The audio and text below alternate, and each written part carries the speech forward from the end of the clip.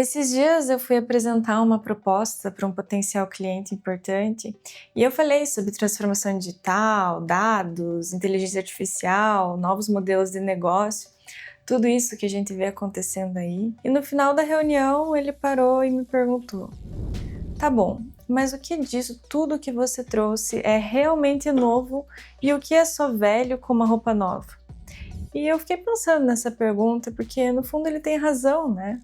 No meio de tanto discurso sobre digital, inovação, inteligência artificial, o que realmente muda e o que sempre foi verdade? Então eu decidi gravar esse vídeo justamente para responder isso, para esclarecer o que mudou, o que continua igual e como uma empresa pode sobreviver nesse cenário. Oi, meu nome é Marina, eu sou doutora em marketing estratégico e já segue o canal, ativa as notificações se você quiser ficar sabendo mais sobre o universo da ciência no marketing, tecnologia e estratégia.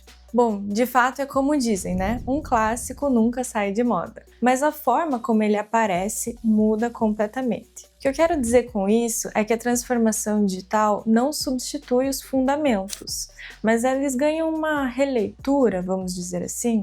Um exemplo que eu gosto é o da Bíblia. A Bíblia é o livro mais popular do mundo e é claro que ela foi escrita por um longo período de tempo, vamos colocar aí mais de 3.000 anos, e ela ainda é atual hoje. Os ensinamentos que estão lá continuam sendo válidos. Muita coisa mudou, mas ela é atemporal. E assim também ocorre com a maioria das teorias que a gente usa na academia. Elas foram elaboradas, a maioria delas, nos anos 60 e 70, e não é por isso que elas são velhas. Mas tem coisas que mudaram sim. Uma coisa que mudou profundamente foi a forma como o mercado se organiza. As pessoas continuam ainda querendo as mesmas coisas. Nossas necessidades básicas são as mesmas, mas a forma como nos relacionamos, isso sim é cada vez mais diferente. Antes a lógica era muito mais linear. As empresas produziam, comunicavam, distribuíam e o cliente consumia. Isso acabou. A gente saiu desse mundo de mercado de massa para um mundo de rede de cliente. Hoje, os clientes não apenas consomem, eles conversam entre si, eles influenciam decisões, eles constroem reputações, eles avaliam, compartilham, inclusive até cancelam muitas vezes algumas marcas, né? E isso muda completamente o jogo. A marca deixa de ser algo que a empresa controla e passa a ser algo que ela precisa aprender a gerenciar junto com o mercado. Você talvez já deve ter ouvido da famosa frase de Henry Ford sobre o modelo T, em que o cliente pode ter o carro da cor que ele quiser, contanto que seja preto. Essa é uma frase histórica, porque hoje isso é algo impensável, não tem a menor possibilidade disso acontecer. Hoje, na verdade, a gente vive na era da hiperpersonalização. Em 2000, por exemplo, a gente tinha apenas 4 tipos de leite nas prateleiras do supermercado. Hoje, a gente já tem mais de 50 variações. E esse é um ponto que o digital, a inteligência artificial, tudo isso vai acelerar cada vez mais, a personalização. E aqui tem 2 setores em especial que eu gosto de destacar. O primeiro é o setor da educação e o segundo da saúde.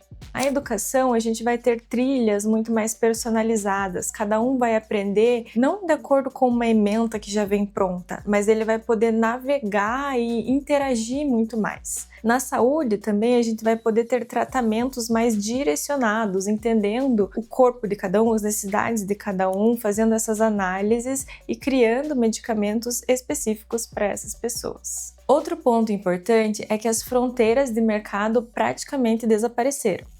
Hoje, o seu concorrente pode não ter absolutamente nada a ver com o seu setor. Não é mais uma competição entre iguais, é uma competição entre modelos. E aí um termo que eu gosto bastante, que é fomentado pelo digital, é o da competição. As empresas basicamente elas cooperam para gerar demanda e depois elas concorrem para ver quem leva. Pensa que você vai fazer um bolo, você aumenta a receita e todo mundo contribui para aumentar essa demanda, para que isso fique maior, e depois você divide esse bolo, depois você compete para ver quem fica com cada fatia. E isso nos leva a outra mudança estrutural, os modelos de negócio. Antes, o valor estava dentro da empresa. Hoje, muitas vezes, ele está nessa conexão, nessa possibilidade de se relacionar, de fazer parcerias. Empresas como Uber, Airbnb e Amazon, eles não criam o valor sozinha, elas orquestram esse valor, elas conectam pessoas, ativos, dados e experiência. E isso exige uma forma completamente diferente de pensar em estratégia, que tem tudo a ver com outro aspecto: a velocidade. Nunca foi tão fácil testar. Você consegue lançar uma ideia, colocar no mercado, receber um feedback e ajustar tudo isso em ciclos muito curtos. Mas isso trouxe um problema novo. Muita gente começou a testar sem critério. E aí o que deveria ser aprendizado vira só movimento. A gente tem hoje muito dado disponível, mas isso não significa inteligência. E só fazendo um parênteses aqui bem rápido, se isso é um problema para você, eu posso ajudar. Eu trabalho justamente com inteligência de mercado, vou deixar aqui um vídeo, se você quiser saber mais sobre esse assunto, eu explico lá. Agora sim vem a parte mais interessante, porque enquanto todo mundo está fascinado pelo novo, afogado também nesse mundo de informação, tentando se atualizar, o que sustenta as empresas continua sendo o mesmo. O objetivo de um negócio não mudou. Peter Drucker já dizia lá atrás que o propósito de uma empresa é criar um cliente. Hoje isso evoluiu para algo ainda mais importante: criar valor continuamente. Nenhuma empresa sobrevive oferecendo a mesma proposta de valor por muito tempo. Hoje aquilo que a empresa oferece é mutável, você tem que entender constantemente os movimentos do mercado, o que teu público quer e adaptar isso para criar valor. Mas a essência, criar valor, e isso continua sendo a mesma coisa. As tecnologias mudam, os canais mudam, os formatos mudam, mas o que as pessoas buscam continua muito parecido: pertencimento, reconhecimento, conveniência, status, segurança. Se você não entende isso, não importa quão digital sua empresa seja, quais ferramentas você usa, quais plataformas, os fundamentos de marketing sempre vão ser os mesmos, continuam sendo válidos, mas como aproveitar essas vantagens que o digital traz, porque sim, ele traz vantagens, né?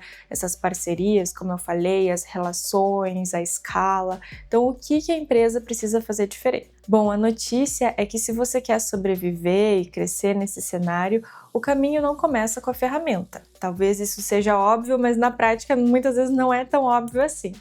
O caminho ele começa com a clareza, com a estratégia, entender qual problema você resolve, para quem você resolve, qual valor você realmente entrega, e depois disso vem a capacidade de olhar para fora.